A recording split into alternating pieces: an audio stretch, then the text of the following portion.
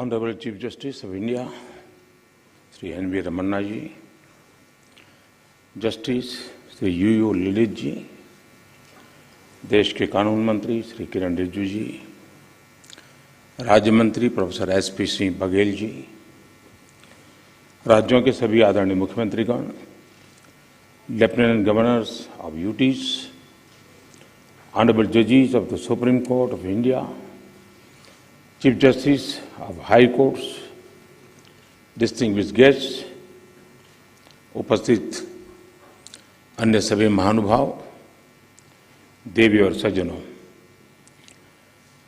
राज्य के मुख्यमंत्रियों और हाई कोर्ट के मुख्य न्यायाधीशों की ये जॉइंट कॉन्फ्रेंस हमारी संवैधानिक खूबसूरती का सजीव चित्रण है। मुझे खुशी है कि इस अवसर पर मुझे भी आप सबके बीच कुछ पल बिताने का अवसर मिला है। हमारे देश में जहां एक और जुडिशरी की भूमिका संविधान संरक्षक की है, वहीं लेजिस्लेचर नागरिकों की आकांक्षाओं का प्रतिनिधित्व करता है। मुझे विश्वास है कि संविधान की इन दो धाराओं का ये संगम, ये संतुलन देश में प्रभावी और समयबद्ध न्याय व्यवस्था का रोडमैप तैयार करेगा। मैं आप सभी को इस आयोजन के लिए हृदय से शुभकामनाएं देता हूं। साथियों, मुख्यमंत्रियों और मुख्य न्यायाधीशों की ज्वाइंट कॉन्फ्रेंस पहले भी होती आई है और उनसे हमेशा देश के लिए कुछ न कुछ नए विचार भी निकले हैं।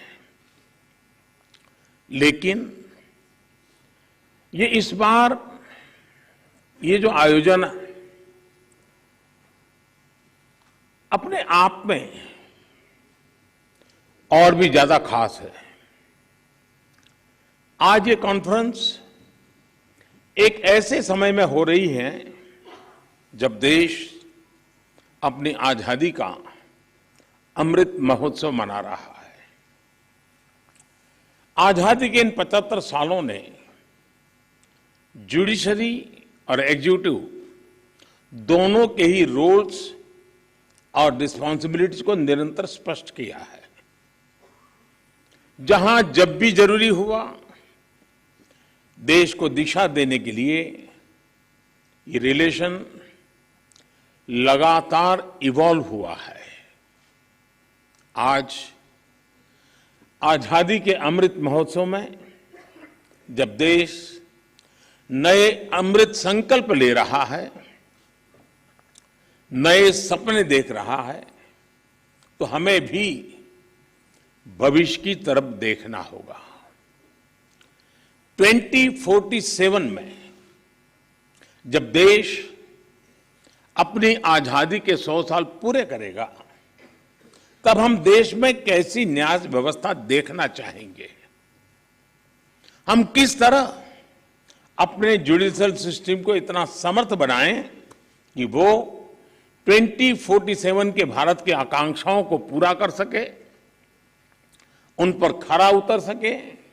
ये प्रश्न आज हमारी प्राथमिकता होना चाहिए।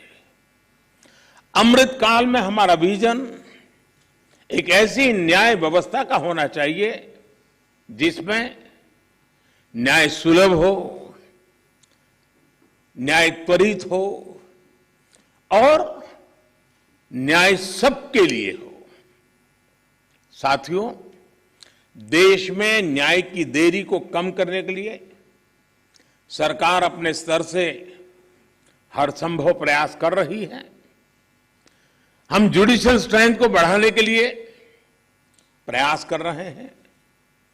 जुडिशियल इंफ्रास्ट्रक्चर को बेहतर करने की कोशिश चल रही है। केस मैनेजमेंट के लिए आईसीटी के इस्तेमाल की शुरुआत भी की गई है।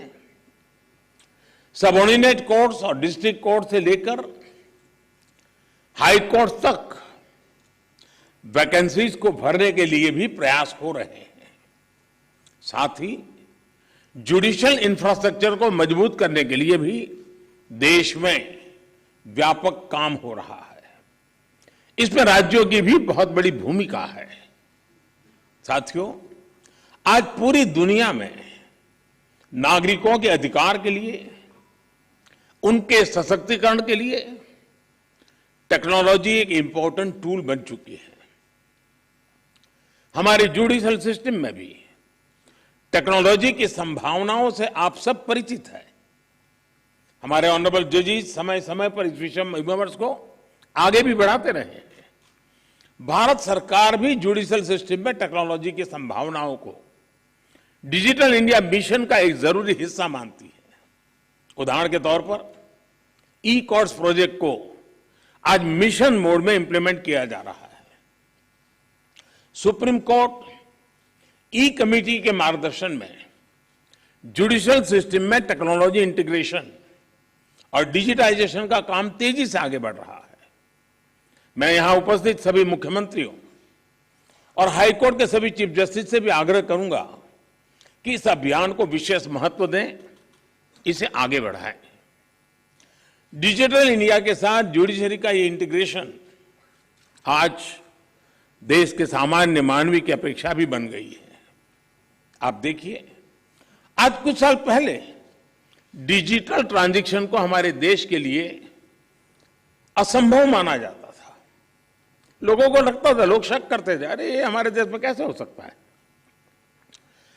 और ये भी सोचा जाता है इसका स्कोप केवल शहरों तक ही सीमित रह सकता है, उससे आगे बढ़ नहीं सकता है। लेकिन आज छोटे कस्बों और यहां तक गांवों में भी डिजिटल ट्रांजैक्शन आम बात होने लगी है।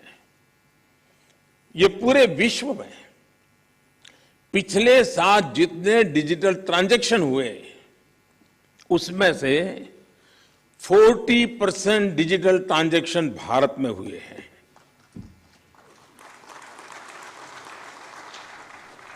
सरकार से जुड़ी वो सेवाएं जिनके लिए पहले नागरिकों को महीनों ऑफिस के चक्कर काटने पड़ते थे, वो अब मोबाइल पर अवेलेबल हो रही है। ऐसे में स्वाभाविक है जिस नागरिक को सेवाएं और सुविधाएं ऑनलाइन उपलब्ध हो रही हैं, वो न्याय के अधिकार को लेकर भी वैसे ही अपेक्षाएं करेगा।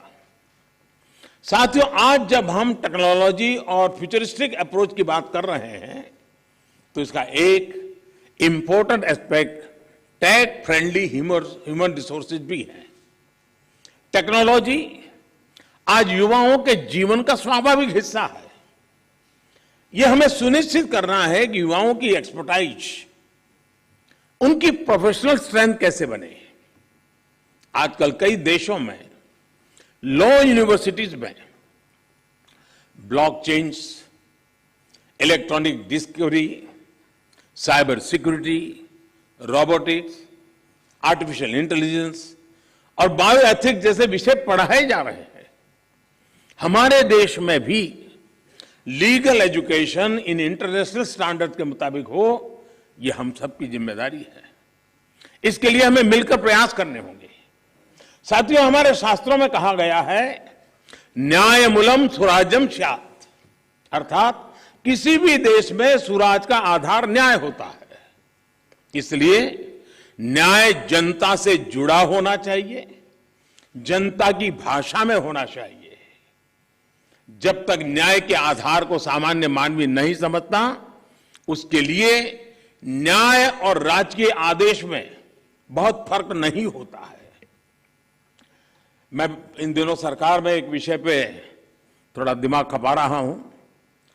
दुनिया के कई देश ऐसे हैं कि जहां कानून बनाते हैं तो एक तो लीगल टर्मिनोलॉजी में कानून होता है, लेकिन उसके साथ एक और कानून का रूप भी रखा जाता है जो लोक भाषा में होता है, सामान्य मानवी की भाषा में होता है, और दोनों मान्य होते हैं।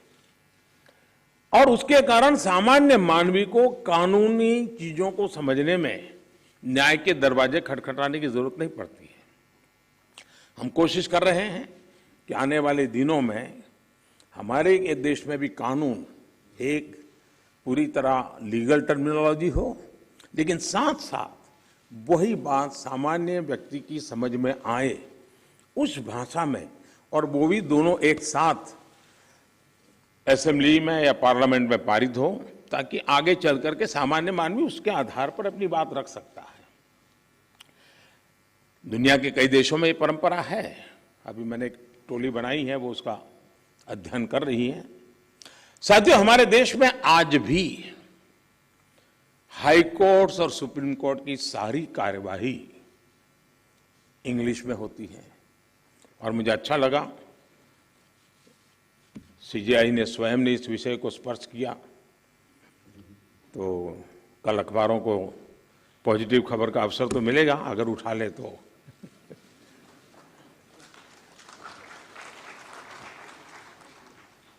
लेकिन उसके लिए बहुत इंतजार करना पड़ेगा।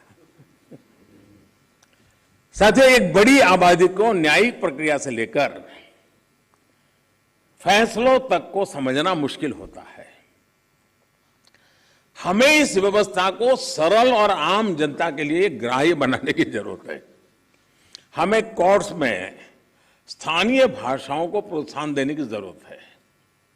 इससे देश के सामान्य नागरिकों का न्याय प्रणाली में भरोसा बढ़ेगा, वो उससे जुड़ा हुआ महसूस करेगा।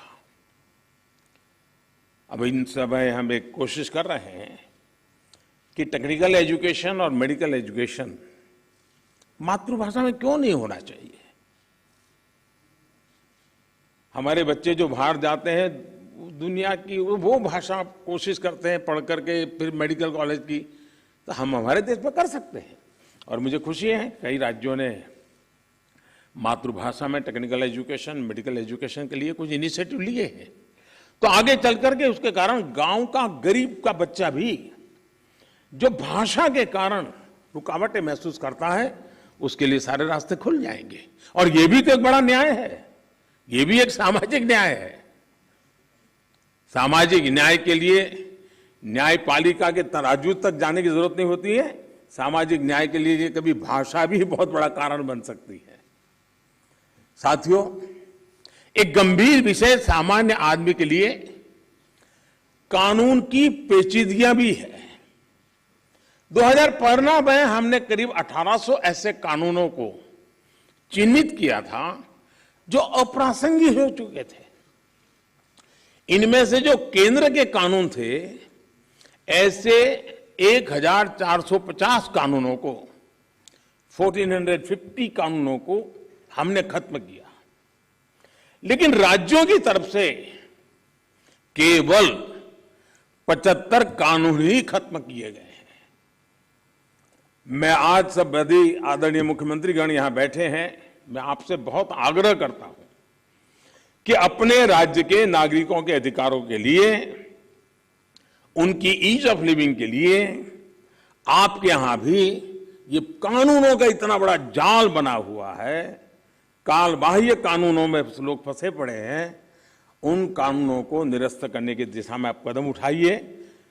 लोग बहुत आशीर्वाद देंगे जी।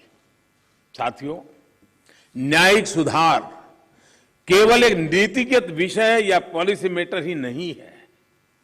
देश में लंबित करोड़ों केसेस के लिए पॉलिसी से लेकर टेक्नोलॉजी तक हर संभव प्रयास देश में हो रहे हैं, और हमने बार बार इसकी चर्चा भी की है।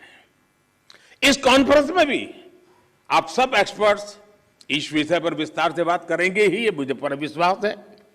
और मैं शायद बहुत लंबे अरसे तक इस मीटिंग में बैठा हुआ हूं। शायद जजेस को ऐसी मीटिंग में आने का जितना अवसर मिला होगा उससे ज्यादा मुझे मिला है, क्योंकि मैं कई वर्षों तक मुख्यमंत्री के रूप में इस कॉन्फ्रेंस में आता रहता था। अब यहां बैठना मौका आ गया है तो यहां से आता रहता हूं। तो एक प्रकार से मैं इस महफिल में सीनियर हूं।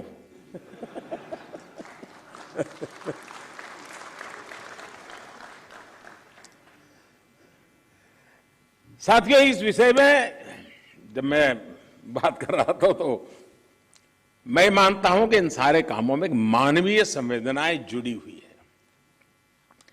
मानवीय संवेदनाओं को भी हमें केंद्र में रखना ही होगा। आज देश में करीब 3.5 लाख प्रिजनर्स ऐसे हैं जो अंडर ट्रायल है और जेल में है। इनमें से अधिकांश लोग गरीब या सामान्य परिवारों से।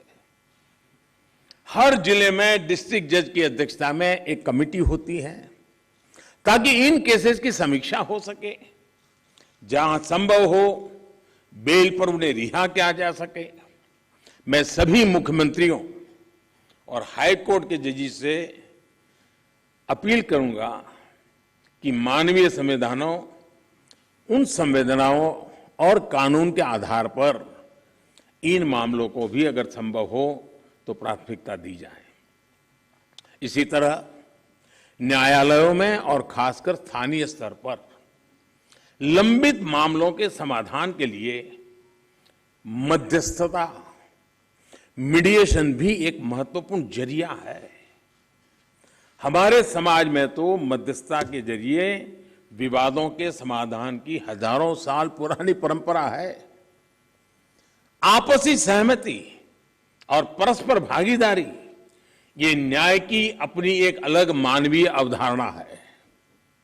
अगर हम देखें तो हमारे समाज का वो स्वभाव कहीं ना कहीं अभी भी बना हुआ है। हमने हमारी उन परंपराओं को खोया नहीं है। हमें इस लोकतांत्रिक व्यवस्था को मजबूत बनाने की जरूरत है।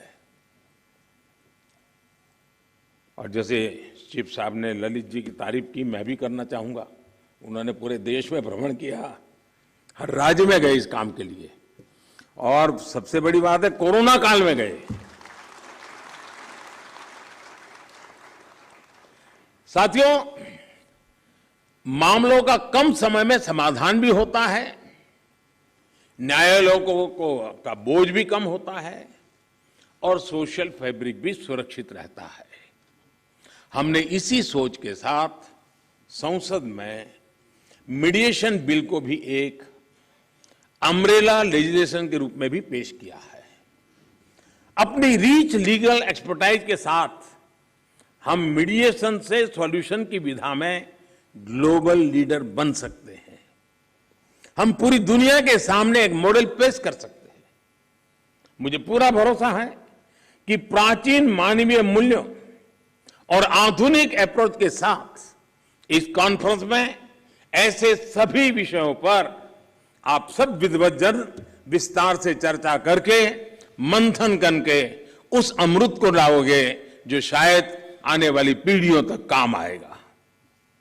इस कॉन्फ्रेंस में जो नए आइडियाज निकलेंगे, जो नए निष्कर्ष निकलेंगे, वो नए भारत की आकांक्षाओं को पूरा करने का माध्यम बनेंगे। इसी विश्वास के साथ मैं फिर एक बार आप सबके मार्गदर्शन के लिए मैं आपका आभारी हूं और मैं सरकार की तरफ से ये विश्वास दिलाता हूं कि देश के न्याय व्यवस्था के लिए सरकारों ने जो करना होगा, चाहे राज्य सरकार हो, केंद्र सरकार हो, वो भरसक प्रयास करेगी ताकि हम सब मिलकर के देश के कोटि कोटि नागरिकों की आशा अपेक्षाओं को पूर्ण कर सके और 2047 में देश जब आज़ादी के 100 साल मनाए तब हम न्याय के क्षेत्र में भी और अधिक गौरव के साथ, और अधिक सम्मान के साथ, और अधिक संतोष के साथ आगे बढ़े। यही मेरी बहुत बहुत शुभकामना है। बहुत बहुत धन्यवाद।